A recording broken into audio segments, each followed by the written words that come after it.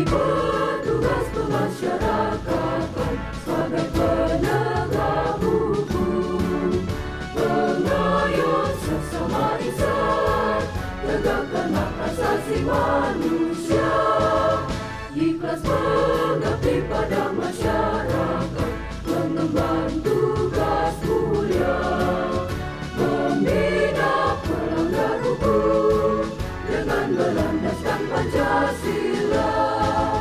Kobarkan semangatmu untuk melawan tantangan, pantang mundur hadapi cobaan.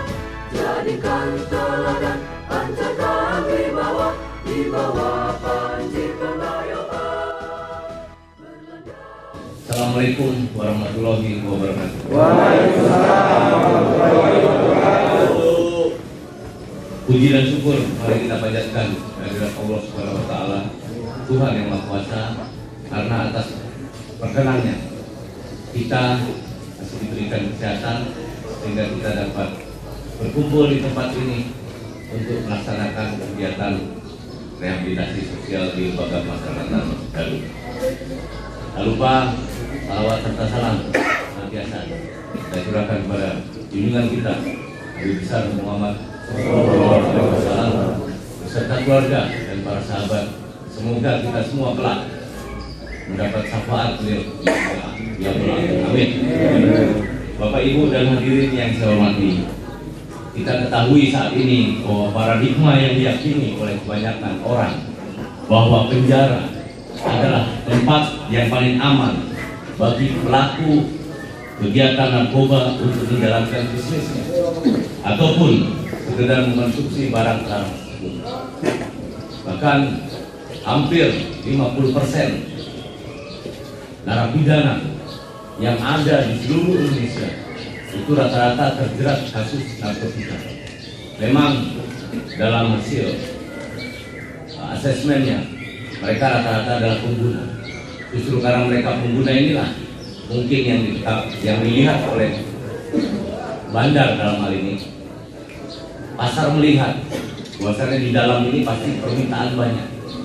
Ini tentunya yang menjadi PR kita bersama. Kenapa permasalahan narkoba khususnya di lembaga pemasyarakatan terkait dengan peredaran penyalahgunaan narkoba sepertinya tidak ada habis-habisnya. Saya berharap dengan kegiatan ini bagi warga binaan dapat melaksanakan mengintrospeksi dirinya, bahwasanya menyadari bahwa narkoba adalah musuh kita bersama. Saudara-saudara yang saat ini menjadi narapidana dan saat ini menjadi peserta residen rehabilitasi tentunya menginginkan masa depan yang lebih gemilang. Terkait dengan itu, maka pada tahun 2020 Direktur Jenderal Pemasyarakatan mencanangkan resolusi pemasyarakatan. Resolusi pemasyarakatan adalah sebuah bentuk awareness atau kepedulian pemasyarakatan terhadap perubahan tantangan ke depan yang dipengaruhi oleh arus globalisasi. Resolusi pemasyarakatan diantaranya membuat 15 poin yang semuanya menjadi target besar bagi pemasyarakatan, termasuk overcrowding dan pembebasan bersyarat. Dari 15 poin itu, 2 diantaranya berkaitan dengan penanganan permasalahan narkoba di lembaga pemasyarakatan, yaitu pemberian rehabilitasi medis dan rehabilitasi sosial kepada 21.540 narapidana pengguna narkotika. Dan tujuan pelaksanaan rehab sosial ini tentunya diharapkan dapat merubah perilaku warga binaan dari perilaku adiktif atau ketergantungan terhadap zat kimia atau obat-obatan terlarang menjadi perilaku yang adaptif, yaitu bisa menyesuaikan diri dengan lingkungan dengan kebiasaan-kebiasaan yang positif. Dan kedua, memiliki kesadaran dan memulihkan perilaku hidup yang lebih bertanggung jawab akan masa depan.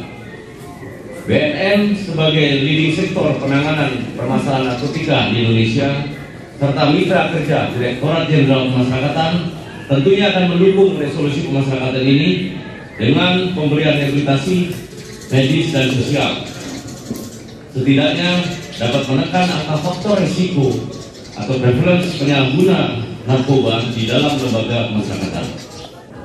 Dengan diberikannya bekal keterampilan dan pelatihan kepada narapidana, tentu diharapkan nantinya setelah mereka bebas, benar-benar dapat menyadari kesalahan dan tidak mengulangi lagi perbuatan yang melanggar hukum, bisa memberikan nafkah yang halal kepada keluarga, serta dapat turut berperan aktif dalam pembangunan.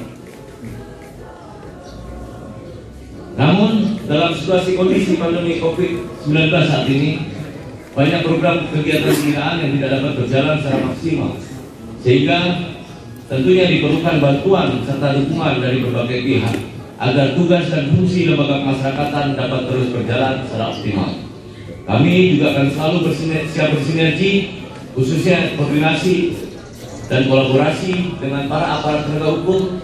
Di sini ada Pak Kepala BNN, ada Bapak Kajari, Kapolres, dalam upaya pencegahan, pemberantasan, peredaran, dan penyalahgunaan dan peredaran narkotika di wilayah Kabupaten Garut.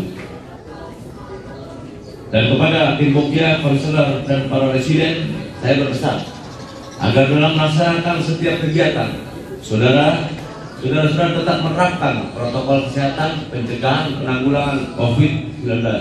Jangan sampai dengan adanya kegiatan ini menimbulkan klaster baru di lembaga pemasyarakatan Pastor Garut. Hendaknya betul-betul kita patuhi terkait protokol kesehatan dengan senantiasa menerapkan 3M, menggunakan masker, mencuci tangan, dan menjaga jarak. Semoga Allah Subhanahu wa Ta'ala, Tuhan Yang Maha Esa, senantiasa melimpahkan rahmat, taufik, dan hidayah kepada kita semua. Amin. Dengan mengucap Bismillahirrahmanirrahim, kegiatan rehabilitasi sosial bagi warga binaan di Lembaga Pemasyarakatan Pastor Garut tahun anggaran 2021 saya nyatakan dibuka.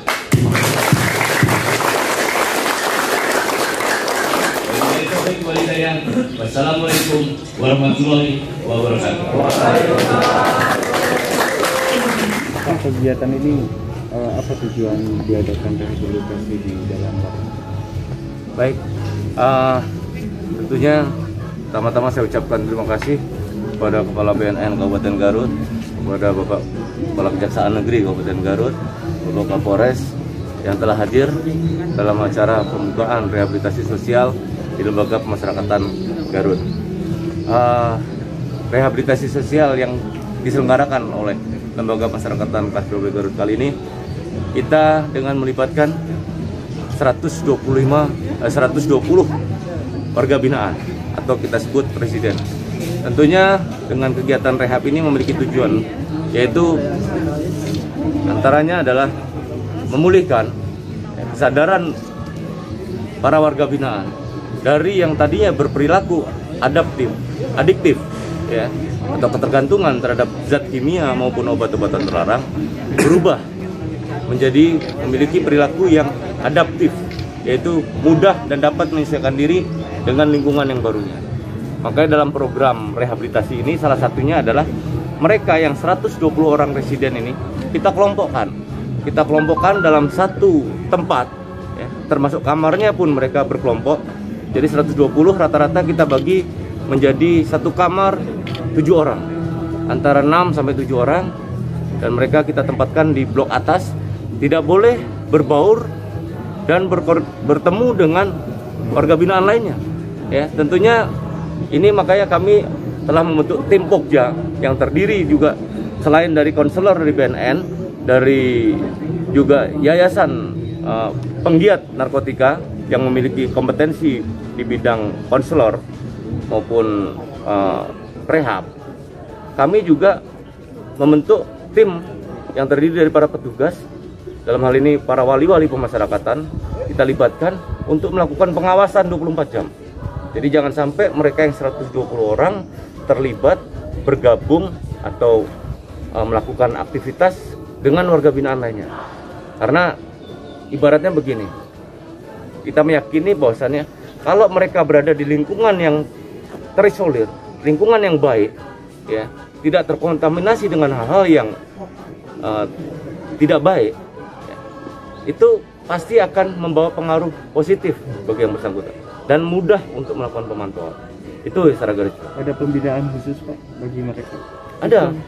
Dalam pelaksanaannya nanti tentunya selain pembinaan kepribadian, ya kita akan tetap berjalankan itu fungsi lembaga masyarakatan, yaitu sebagai tempat pembinaan. Kita tahu ada pembinaan itu ada dua, pembinaan kepribadian dan kemandirian. Pribadi dulu yang kita rubah. Bagaimana berperilaku tidak menyimpang, tidak melanggar aturan maupun norma, apalagi melanggar hukum.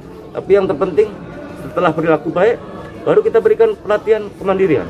Pembinaan kemandirian ini dengan harapan mereka memiliki semangat untuk bekerja, memiliki kemampuan untuk berusaha, sehingga setelah bebas nantinya mereka dapat memberikan penghidupan yang layak bagi keluarga, tidak mengulangi kejahatan atau pelanggaran hukum, dan dapat berperan aktif terhadap pembangunan.